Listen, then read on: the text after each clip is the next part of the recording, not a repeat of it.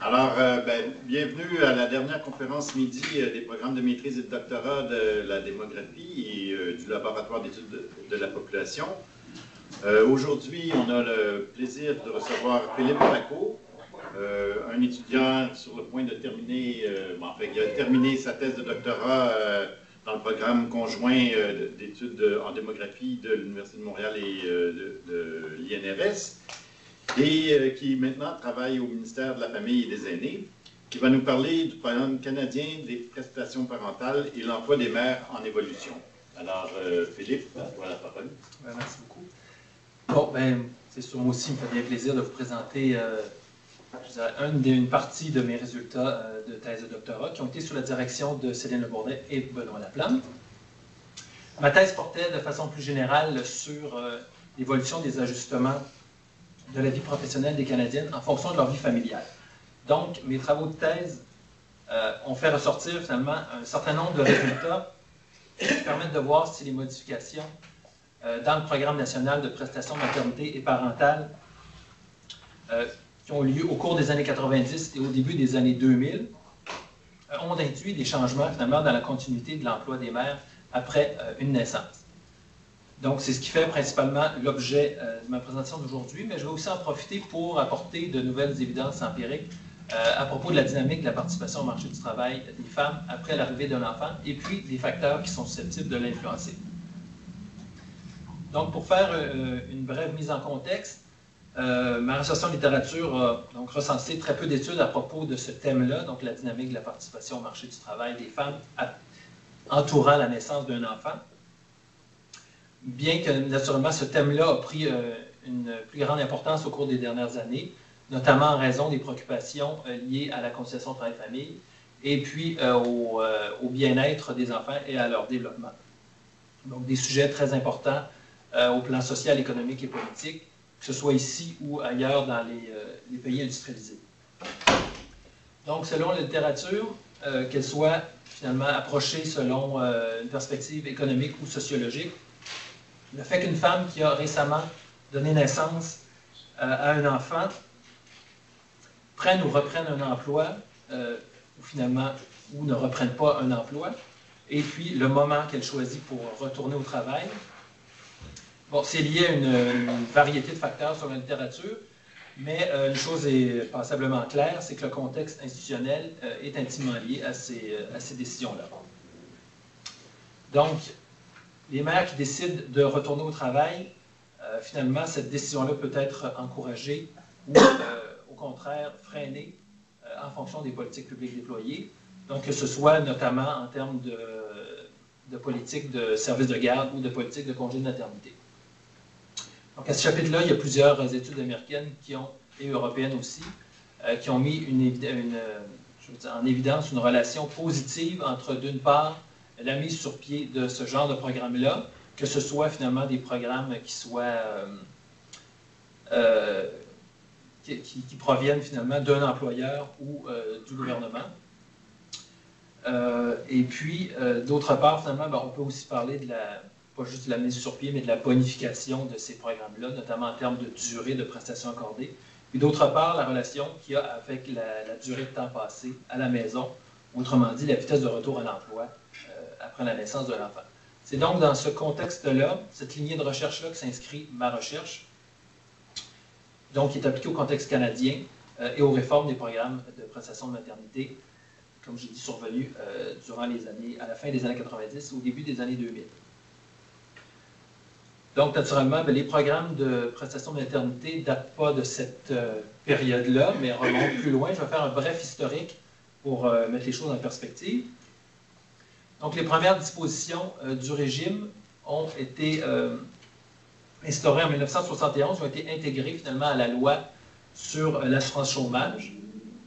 À ce moment-là, finalement, les mères biologiques seulement, qui avaient accumulé 20 semaines de travail avec une moyenne d'au moins 15 heures pour chacune des semaines, ont pu toucher les prestations de maternité jusqu'à un maximum de 15 semaines.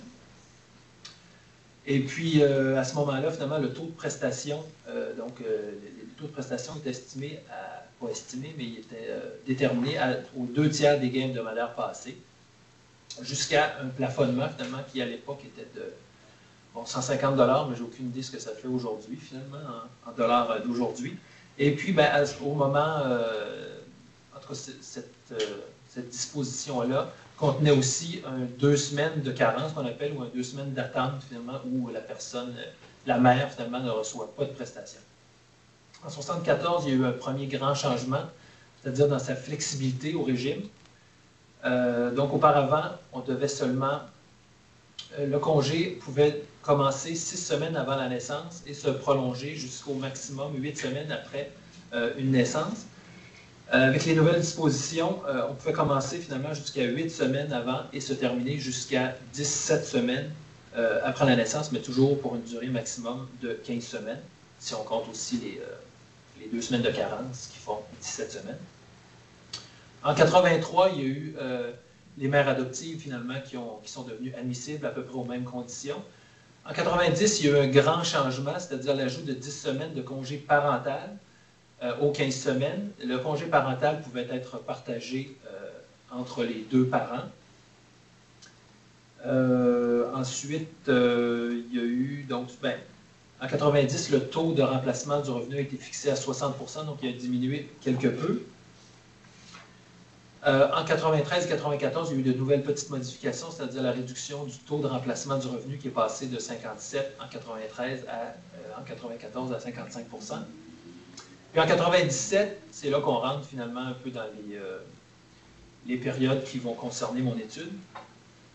Avec le passage de l'assurance chômage à l'assurance emploi, les mères devaient finalement avoir travaillé un plus grand nombre d'heures pour être admissibles à recevoir des prestations.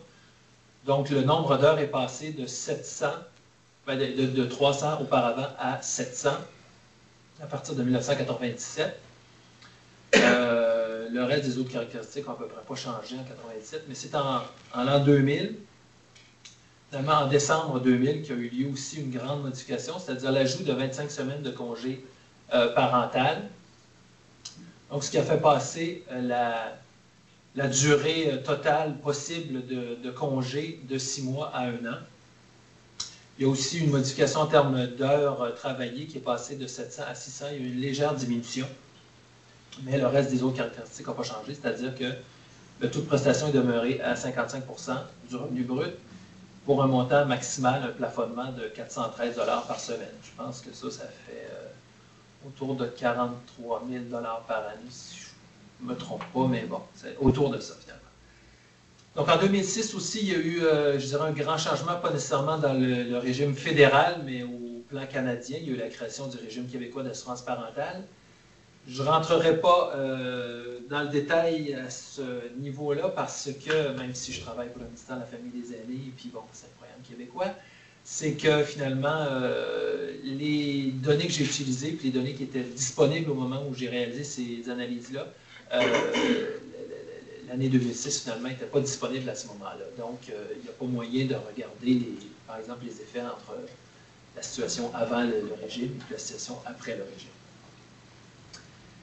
Donc, si je continue, donc, en termes de stratégie d'analyse, donc, en fonction de ce qui a été dit précédemment, mes recherches se sont appuyées sur l'enquête sur la dynamique du travail et du revenu. Pardon, c'est une enquête qui est prospective, donc de type panel, qui a été démarrée par Statistique Canada en 1993. C'est une enquête qui finalement contient des informations biographiques. Je veux dire, Benoît pourrait me contredire là-dessus peut-être, ou en tout cas on pourrait avoir des discussions.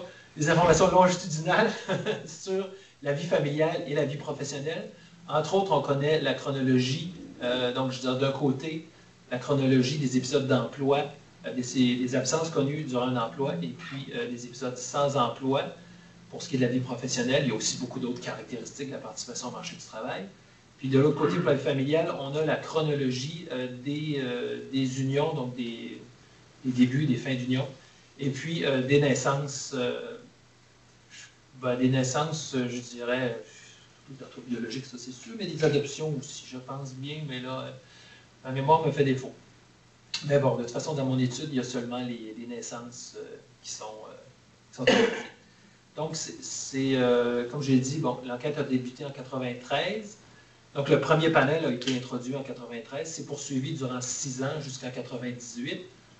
Donc, à chaque 3 ans, il y a un nouveau panel qui est introduit. Donc, il y en a eu un en 1996, 1999, 2002, 2005 et 2008. Chacun de ces panels-là permet de suivre environ 15 000 ménages et 31 000 individus. Moi, j'ai choisi, donc à ce moment-là, les panels disponibles étaient ceux qui avaient débuté en 93, 96 et 99. Et puis, mais étant donné que les femmes, finalement, sont interrogées annuellement, sont interrogées sur ce qui s'est passé l'année précédente, moi, j'ai choisi seulement les naissances survenues à partir de la 2e année de chacun des panels pour obtenir des informations détaillées sur la participation au marché du travail des femmes durant leur grossesse. Donc, l'échantillon final qui a été retenu, qui a été pondéré à des fins de représentativité, comptait 3096 femmes qui avaient donné naissance à 3650 enfants de tout rang. Donc, en ce qui a trait aux méthodes, j'ai utilisé la méthode d'analyse des transitions, bon, elle est aussi appelée, dans le reste de la francophonie, dans l'ensemble, analyse des biographies, ou Given History Analysis en anglais. Donc, la variable mesurée, la variable dépendante mesurée au sein des analyses, ça a été le risque instantané de réinsérer le marché du travail suivant la naissance de leur enfant. Donc, parmi l'ensemble des femmes, des mères, qui étaient sans emploi ou absentes d'un emploi au moment de la naissance. Donc, j'ai réalisé des tables d'extinction en premier lieu pour décrire le phénomène, donc c'est aussi appelé des courbes de survie ou des estimés de Kaplan-Meier dans certains domaines. Et puis, dans un deuxième temps, j'ai construit des modèles de régression semi-paramétrique à risque proportionnel, donc des régressions de Cox, autrement dit, pour étudier les facteurs qui sont associés à la variation du rythme de réinsertion en emploi des mères après la naissance de leur enfant. Donc, il y a un certain nombre de variables, je pense que je ne passerai pas là-dessus pour cette diapositive-là au grand complet, mais je vais principalement appuyer sur, je dirais, les variables qui sont liées, qui sont en lien finalement avec les politiques de congé de maternité parentale. Donc, j'ai 2 variables à l'intérieur de mes analyses. La première, qui est finalement la période durant laquelle a eu lieu la naissance, qui a été catégorisée d'une manière à ce que ça reflète le plus possible les principaux changements qui ont eu lieu dans les programmes de prestation de maternité et parentale. Donc, la première période de 94 à 96, c'est finalement ce qui précède la réforme de janvier 97, là où les heures travaillées devaient être plus nombreuses pour une femme pour être admissible à un congé, à des prestations. Donc, j'ai aussi les années 97-98, ensuite une autre variable 99-2000, et puis enfin, donc, ce qui précède l'autre réforme qui a eu lieu à la fin de l'année 2000, donc qui a commencé en janvier 2001, et puis donc une dernière variable qui est liée finalement à l'après-réforme. J'ai aussi une autre variable qui concerne la réception de prestations de maternité parentale par les mères. C'est sûr que je vais très vite, puis j'ai oublié de le mentionner au début de la présentation. Si vous avez des questions, gênez-vous pas, je reprendrai le fil après, mais je pense que j'étais bien parti sur ma lancée. Donc c'est ça. Pour chacune des mères, concernant cette variable-là, finalement, c'est une variable qui peut varier dans le temps, c'est-à-dire qu'elle peut changer de valeur à partir du moment où une mère en reçoit, elle peut changer de valeur à partir du moment aussi où elle cesse de recevoir de telles prestations. J'ai aussi catégorisé la variable de manière à ce qu'on sache si la mère a reçu des prestations, mais n'en reçoit plus, ce qui est différent de n'en a jamais reçu, finalement. Si j'ai bien expliqué celle-là. Donc, il y a aussi, je dirais, un ensemble de caractéristiques de participation au marché du travail avant la naissance, donc des femmes qui ont été incluses. Aussi, les caractéristiques de la situation familiale, j'ai un certain nombre de variables. J'ai d'autres variables qui se rapportent aussi, notamment au revenu de la mère, au revenu du conjoint aussi. Donc, un certain nombre aussi, donc en termes, je ne les listerai pas toute la gamme, comme on dirait si bien, mais on peut s'en reparler finalement éventuellement. Donc, si je passe finalement principalement aux résultats obtenus, donc la figure qui est présentée ici montre, donc finalement caractérise le mouvement d'insertion, de réinsertion des mères suivant dans le marché du travail, suivant la naissance, durant la période étudiée de 1994 à 2003. Donc cette figure montre tout d'abord que il y a 84% des mères qui n'avaient pas repris un travail un mois, donc qui étaient toujours à la maison, finalement, autrement dit, après un mois. Et puis, cette valeur-là est de 78% finalement après 3 mois, pour commencer à décrire les résultats. Donc, on voit qu'il y a quand même une rupture importante dans la cadence de retour des mères, donc notamment autour du premier mois. Donc, on voit que c'est particulièrement élevé, comme je disais, au cours du premier mois, ça diminue par la suite. Ce changement-là, il est attribuable principalement au comportement des mères qui sont travailleuses autonomes. Finalement, dans mon échantillon, c'est la majorité des mères ont cette caractéristique-là qui retournent au travail jusqu'à un mois après la naissance de l'enfant, qui retourne donc très rapidement. Donc, par la suite, on le voit, donc 6 mois après la naissance de leur enfant, bon, il y a, je dirais, les 2 tiers qui sont encore à la maison. Et puis, cette proportion-là passe à 36%, donc là, ça s'accélère. Après donc 1 an, et puis après 2 ans, il y a 27% des mères qui sont encore à la maison, donc à peu près les 3/4 qui sont retournés au travail. Donc, c'est un parallèle avec une étude qui a été faite aux États-Unis durant à peu près la même période, c'est-à-dire les années 90. Les résultats sont semblables, puis c'est un peu surprenant finalement quand on sait les différences importantes qu'il y a en termes de politique de congé de maternité aux États-Unis qui sont pratiquement inexistants finalement. Mais, donc c'est ça. Donc on voit que pour les femmes américaines, la courbe est assez semblable. En tout cas, du moins, l'analyse avait été réalisée jusqu'à 1 an et puis ça se ressemble beaucoup peut-être par rapport au début, par rapport au travail autonome. Mais pour ce qui est de 6 mois et 1 an, les valeurs sont à peu près semblables. Donc, si on passe aux résultats qui montrent la probabilité d'une femme de réintégrer le marché du travail après la naissance, mais par période finalement, donc entre 1994 et 2003, on voit qu'il y a une tendance, on voit que la participation finalement au marché du travail après la naissance s'accélère, en tout cas croît au fur et à mesure que les années passent. À une exception près, c'est donc la période entre 2001 et 2003, donc après la réforme, où on voit un net ralentissement dans le rythme de retour en emploi des mères entre 6 mois et 1 an, donc par rapport aux années antérieures. Donc on voit sans doute là, avec ces premiers résultats descriptifs-là, l'effet de la réforme du programme de prestation de maternité parentale. Donc, comme je l'ai dit, qui a permis de passer de 6 mois à 1 an de congé de maternité, donc pour la durée totale, pardon. Mais on voit aussi qu'après, il y a un rattrapage qui se fait, et puis les mères qui ont donné naissance durant cette période-là ont le même degré de retour en emploi que les autres. Donc, ça ne semble pas affecter finalement le retour en emploi, simplement le rythme, on peut penser. Pour ce qui est de la différence entre, comment je peux dire, par rapport à le avant et le après, je dirais, la réforme de 97, on voit une différence, mais somme toute, elle n'est pas très importante. Donc, les femmes qui ont donné naissance à un enfant en 97 et 98 reviennent un peu plus rapidement que celles qui ont donné naissance en 94, 95 ou 96. Bon, on peut pour l'instant mettre ça sur la réforme, mais comme j'y viendrai plus loin, je vais nuancer ces résultats-là. Donc, comme je le disais, c'est ça, je vais passer maintenant aux résultats des modèles de régression qui vont vous permettre de voir si les résultats que j'ai montrés tout à l'heure subsistent lorsqu'on a pris en compte finalement l'effet simultané de l'ensemble des variables que j'ai mis dans les modèles, qui sont susceptibles d'influencer le rythme de transition.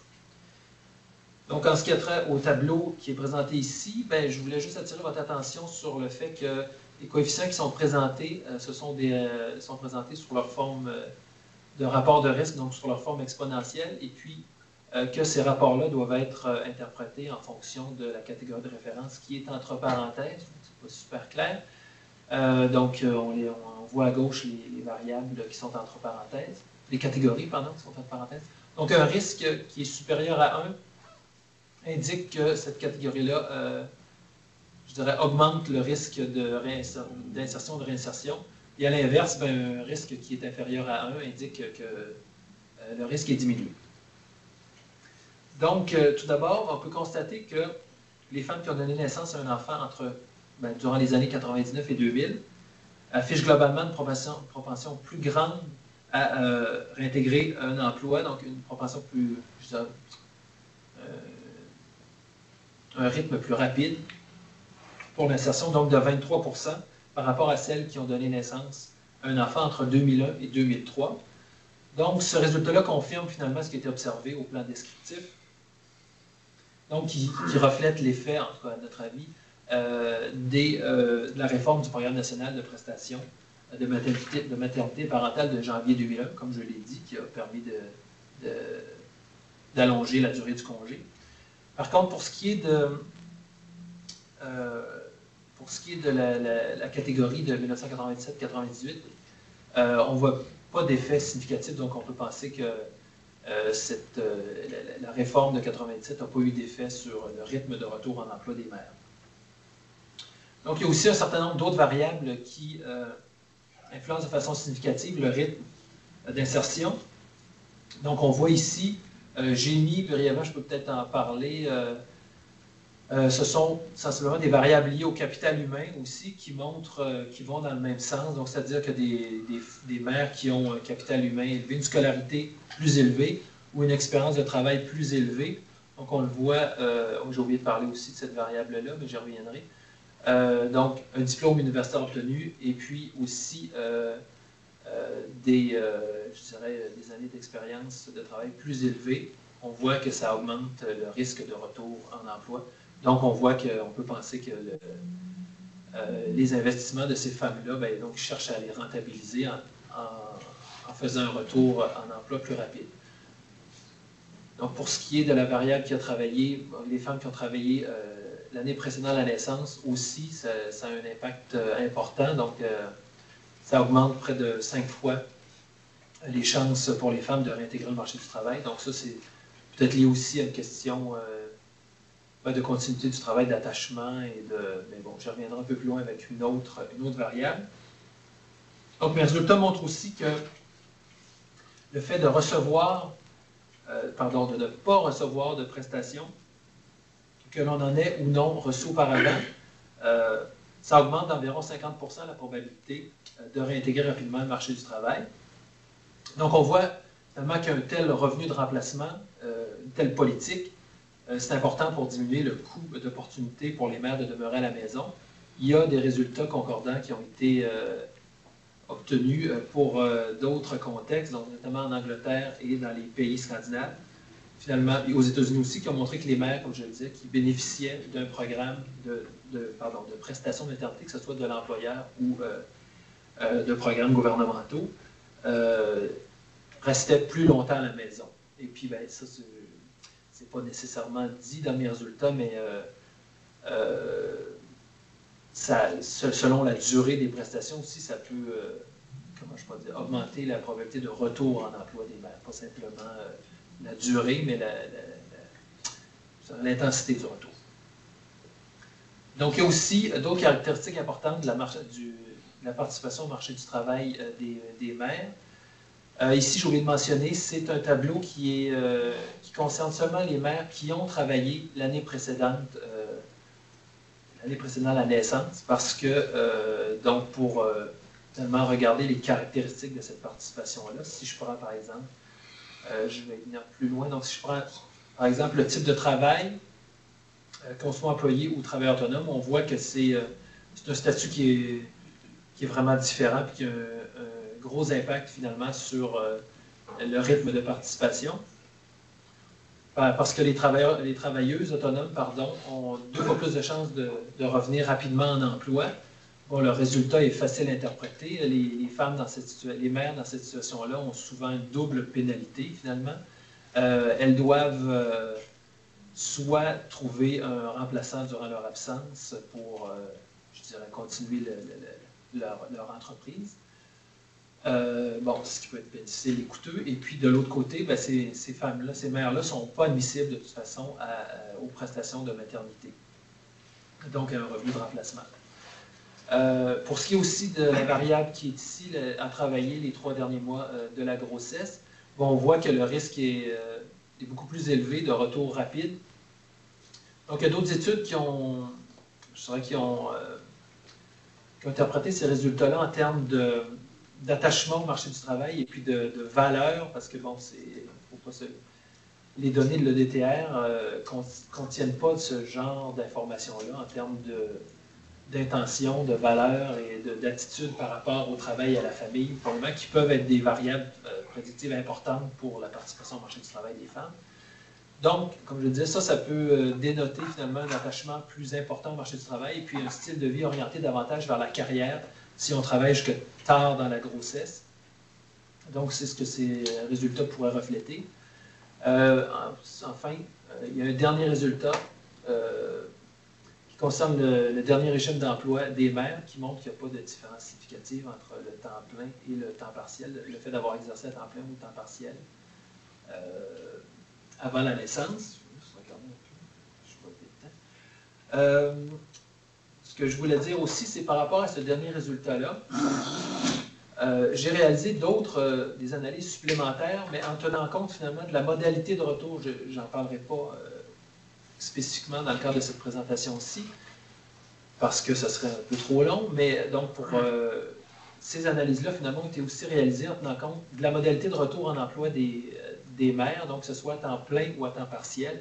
Ce qui pourrait aussi, je dirais, j'ai fait ces analyses-là en pensant que ça pourrait finalement enrichir les façons de voir, les stratégies de conciliation travail-famille que les mères peuvent adopter en fonction finalement de leur retour en emploi. Si on peut penser que les mères qui ont un plus grand nombre d'enfants, par exemple, pourraient être tentées d'opter pour un retour au travail à temps partiel pour mieux gérer la conciliation travail-famille.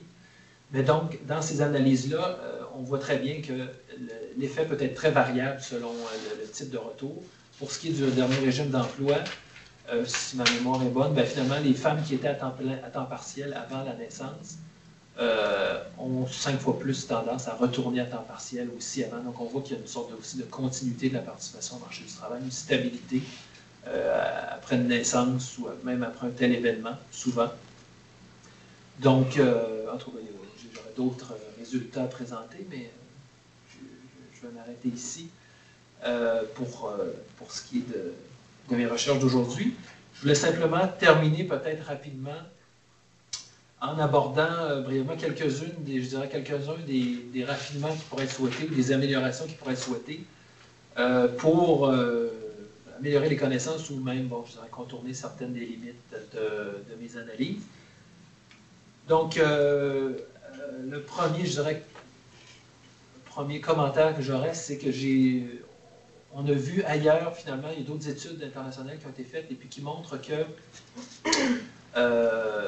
la stabilité de l'emploi des mères est très variable, finalement, durant les 5 années qui suivent. Donc, il y a de multiples entrées et sorties qui surviennent après la naissance de l'enfant. Donc, on pourrait essayer de voir dans le contexte canadien comment ça évolue. Donc, plus longtemps que sur une durée plus longue que simplement, je dirais, la première réinsertion sur le marché du travail, pour voir si au Canada, il y a plus ou moins d'instabilité qu'ailleurs.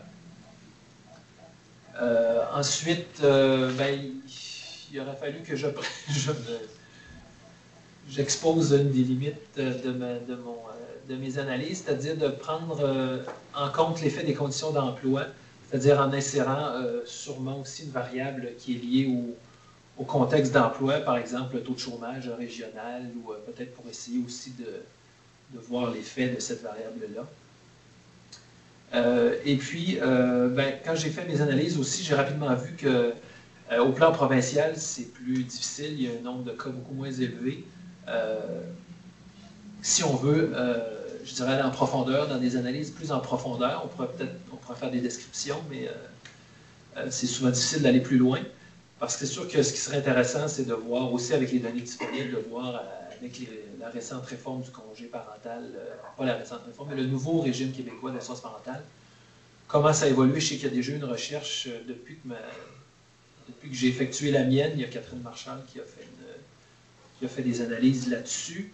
Mais je pense qu'il y a encore moyen de creuser naturellement là-dessus pour voir plus finement quelles sont les conséquences finalement de ce nouveau régime-là sur la participation au marché du travail des femmes.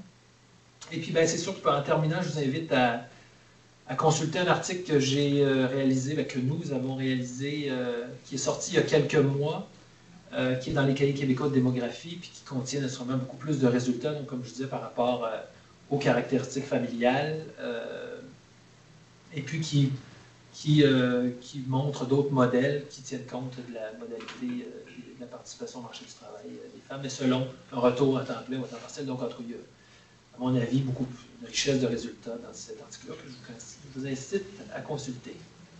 Ça ferait le tour de ma présentation trop rapide. Merci. Ça fait plus de temps pour les questions. C'est ça.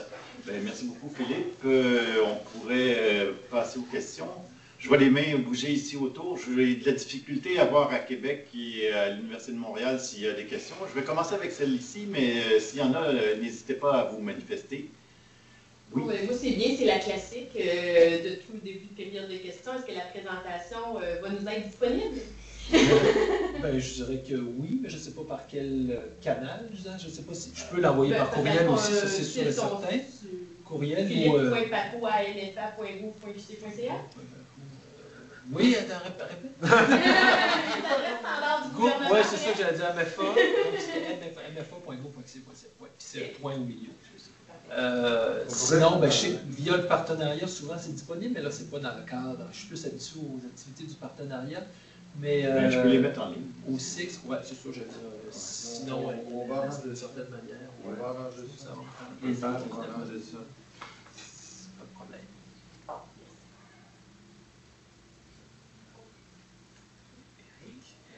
Question au niveau des variables que tu as pu tenir compte, qui peuvent influencer, à mon avis, dans ce genre d'études-là, il y a celle où la situation financière, parce que j'ai pas fait, j'ai manqué un petit peu au début. Est-ce que la situation, c'est-à-dire le soutien, par exemple, des parents, le patrimoine familial, des personnes, c'est-à-dire s'ils ont comme cumul financier, est-ce que ça a été mesuré ou... En tout cas, dans le DTR, c'est sûr que les derniers développements de DTR, je sais pas, le DTR change, mais il n'y a pas ce genre d'informations-là. Il y a il semble que des informations... Les revenus. Oui, ça c'est sûr. Je pense qu'il y a des trucs d'héritage, j'avais déjà farfouillé, et puis il y a des bourses d'héritage, en tout cas, c'est dans les revenus, je pense que ça fait partie des revenus de l'année précédente, finalement. Les revenus, ça comprend, c'est pas le travail salarié ou... Non, c'est ça. C'est sûr qu'il y a dans les revenus. Moi, j'ai pris une variable grossière qui est le revenu, grossière. Une variable qui a trait au revenu annuel net, que ce soit, donc, j'ai pris une variable pour la mère et une autre variable pour son conjoint aussi.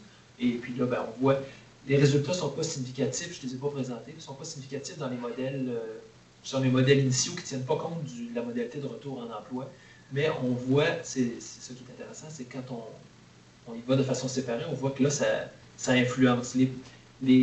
Par exemple, ma réponse est plus longue un peu, excuse.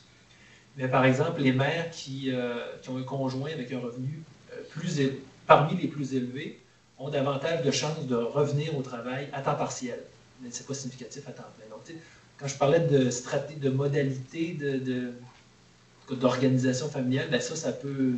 C'est ce qui fait que c'est intéressant de voir de façon séparée si c'est temps plein ou temps partiel, donc pour voir. Mais pour revenir à ta question, il n'y a pas ce genre de variable-là, finalement. Tout ce qui a trait aux réseaux sociaux, bon, soutien, l'entraide intergénérationnelle, des choses comme ça. Il y a pas, c'est vraiment une enquête dynamique du travail et du revenu. Très, très axée là-dessus, finalement, avec des variables familiales, des variables... et donc, c'est ça. Je ne sais pas qui veut pour le temps de donner. Je me demandais s'il y avait dans le DTR des variables liées à peut-être la satisfaction au travail. Non. Non, oui, il y en a Non, pas. Hein. c'est ça qui est... Et ce que je me disais, ça serait d'autres. Oui, c'est ça que je disais un peu. Il faudrait aller fouiller le SG pour avoir des analyses parallèles, justement, sur les réseaux familiaux, puis Oui, l'enquête ben, sociale c'est ça. générale pour aller C'est chercher. deux enquêtes séparées. Ouais, Il y a, comme je disais, il n'y a pas de variables sur les attitudes, les valeurs, il n'y a pas beaucoup de subjectifs, mais je pense que Benoît t'en a dans certaines de tes analyses, si je ne me trompe pas. Il n'y a pas du... non. Il n'y a pas du ressenti ou du... Dans le détail? Dans le théâtre? Non, non, ouais. C'est vous qui avez pris ça comme proxy. Excusez-moi, je fais un petit parallèle parce que vous avez fait ce que vous avez fait avec Jean-Benoît, Jean-Dominique. Parce que j'ai lu il n'y a pas longtemps, que j'ai trouvé ça bien intéressant, mais je dois confondre avec d'utiliser certaines variables comme si c'était du subjectif, non? Non. OK. Fait comme si je n'avais rien dit. Non, non, vraiment pas. Là. Il y a des calculs avec les programmes de Kevin Milligan sur ce que les gens recevraient. Oui. Comme il n'y a absolument rien sur les subjectifs. On n'a pas inventé. On va s'en reparler. Donc, c'est peut-être moi d'abord dans votre cadre théorique, dans votre littérature, je ne sais pas quoi. Il n'y a pas de ça. C'est correct. On s'en reparle. Puis, pour les variables liées à la progression de carrière, on sait que bon, la femme qui prend un congé maternité, tout ça, ça va nuire à ses promotions, ça va nuire à son avancement. Je me demandais, est-ce qu'il y a des variables aussi liées à la progression de carrière qui pourraient être aussi observées? Si elle a eu des promotions dans la dernière année, peut-être que tu as plus tendance à continuer. Que si tu es brûlé pendant ta grossesse, tu as une promotion, puis tu te dis, ben il n'est pas un petit... C'est sûr que ça met en lumière une de mes des limites, c'est-à-dire, en tout cas si j'y vais de façon peut-être un peu indirecte, mais j'ai travaillé sur la profession, par exemple, mais ça n'a pas marché. En tout cas, on va dans ma thèse, on en reparlera, mais c'est une variable que j'ai trouvé difficile en tout cas, j'ai pas eu le temps de vraiment construire comme il faut, mais on pourrait penser que ça, c'en est un indicateur si on change de profession et puis de classe d'emploi, c'est sûr que ça en serait une mesure, mais comme aussi c'est un panel qui dure 6 ans au maximum, c'est difficile à discerner la progression. On peut plus parler en termes de statut, donc de différence entre statut pour des mères, mais peut-être pas en termes pour la même personne en termes de progression. Ça m'apparaît plus difficile à faire. On voudrait tout avoir. Oui, on rêve de l'enquête parfaite. Ouais. Peut-être qu'en torturant adéquatement le TDR, on pourrait arriver à trouver de l'information là-dessus. Il faudrait torturer de manière très raffinée et patiente. Et Ça devient trop tordu. on se torturerait nous-mêmes aussi. Il y a peut-être moyen d'extraire quelque chose qui ressemble à ça. Peut-être. Mais là, il faudrait... Ben, c'est quelque chose d'intéressant à creuser. C'est ça.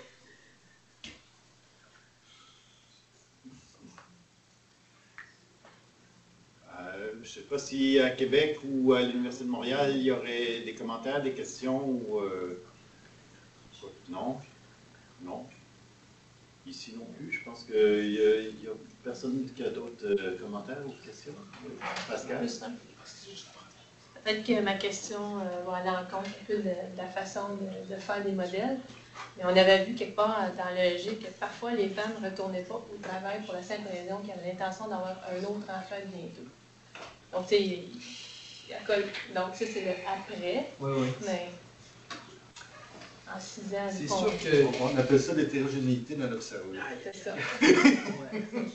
C'est le problème C'est qui ça, m'a c'est bien longtemps. question d'intention, pas satisfaction, mais c'est sur valeur, attitude, intention, il n'y a pas ce genre d'information. C'est sûr que dans mes analyses, j'ai censuré au moment où Surtout que l'enfant. la femme avait un autre enfant, évidemment, elle était plus susceptible de qu'on peut penser que ça l'éliminait. Mais je n'ai pas souvenir d'avoir fait plus que ça, mais parce que c'est ça. C'est vraiment possible. Là. Bon, je voudrais... Ah, t'as toute une question? Ben, c'est un commentaire. C'est que ça paraît peut-être pas pour ceux qui ne savent pas quel monstre est le DTR. Ceux qui savent quel monstre c'est vont apprécier, mais c'est parce qu'il y a énormément de travail de préparation de données là-dedans. Ça paraît peut-être pas de c'est monstrueux. Et ça fait plusieurs fois là, que je vois les limites maintenant de la modélisation. Je ne vais pas faire nous débrouiller. Mais ça fait quasiment méchant de les faire maintenant parce que... non, mais c'est que la quantité de travail que ça prend pour arriver à faire ça est assez hallucinante. Et là, après l'avoir lu 2-3 fois, on peut faire des commentaires pour dire de faire ça de même. C'est ça une thèse, hein? Je me suis fait dire par mes directeurs et co-directeurs que l'important d'une thèse, c'est que ça soit fini. Exactement, c'est tout à fait vrai. Mais par exemple, un truc là, qui est celui-là peut-être plus instructif, si tu reviens en arrière sur le tout premier graphique que tu as présenté.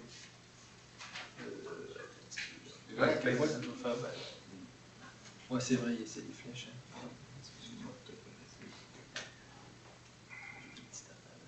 Tu disais à quel endroit? Ça. OK. Puis juste après, tu as ton modèle. Les souvenirs sont bons. Bon, petite flèche. Bon. Reviens sur tes... si on regarde la variable, là, les périodes sont des modalités d'une variable indépendante dans un modèle de risque proportionnel. Je suppose que les effets montent ou diminuent la courbe sans changer la forme. Ils sont proportionnels, oui. Peut-être si on regarde la figure avant, on voit bien que c'est pas vrai. Oui, ça c'est sûr. Arranger C'est ça. pour ça que je disais que je prenais un risque en présentant ça. Le mot risque est bon, proportionnel. Oui. Parce que ma thèse, c'est des variables de contrôle qui sont, mais c'est vrai que c'est une limite aussi, là, qui fait qu'il aurait fallu que je fasse des effets d'interaction, en tout cas quelque chose pour contourner. Et c'est beaucoup de travail à aller plus loin. Ouais. C'est ça le problème. Il y a des choses simples qui peuvent être faites, mais c'est pas nécessairement suffisant, c'est pas nécessairement plus... Non, mais c'est parce que... C'est Benoît, c'est correct. Parce que c'est pour aller plus loin, 2 points. Ouais. Mais il a parfaitement raison, c'est parce que c'est des mois de travail faire ça. Donc à un moment donné, il faut arrêter. Mais pour aller plus loin, 2 points, c'est la première affaire à verrouiller. Parce que ce que ça peut changer aussi, ce qui est vicieux, mais c'est parce que là, tu sors du moment de Jean Dominique, tu en as parlé, c'est que vous avez 2 maintenant, puis je les ai vu tous les problèmes. L'autre truc aussi qui pourrait t'améliorer, si tu vas sur ton modèle, c'est un truc avec lequel on a perdu beaucoup de temps, Jean-Dominique et moi, parce qu'il a fallu qu'on règle des problèmes analogues, c'est quand on avait des bugs comme... Est-ce que c'est sur celui-là? Non, ça va être l'autre page, probablement. La diapositive suivante. Tu as les... Ben, comment on traite les travailleuses autonomes qui n'ont pas droit aux prestations de maternité à cette époque-là? Quand on a ça dans 2 variables indépendantes, il y en a une dont la valeur, en fait, structurellement dépend de l'autre. Les solutions ne sont pas parfaitement simples. On en a essayé quelques-unes, Jean-Dominique et moi, on en a choisi une. On est content de la solution. Mais c'est pas parfait. Donc, ça se pourrait que certains de tes effets puissent être légèrement différents si tu avais modélisé ces 2 choses-là légèrement différemment. Mais on ne sait même pas si ça va la peine de faire le travail.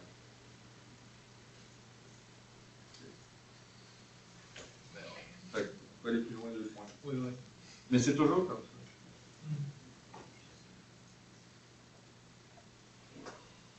Est-ce qu'il y a d'autres commentaires, questions ou... Bon, dans ce cas-là, je vais te remercier pour ta présentation, pour t'être déplacé aussi de Québec à Montréal, puis d'être venu nous présenter les résultats de tes recherches. Et je vais vous inviter à rester à l'écoute. L'an prochain, on va recommencer la série de conférences midi. Et je vous souhaite une bonne fin de journée, puis j'espère vous revoir l'an prochain.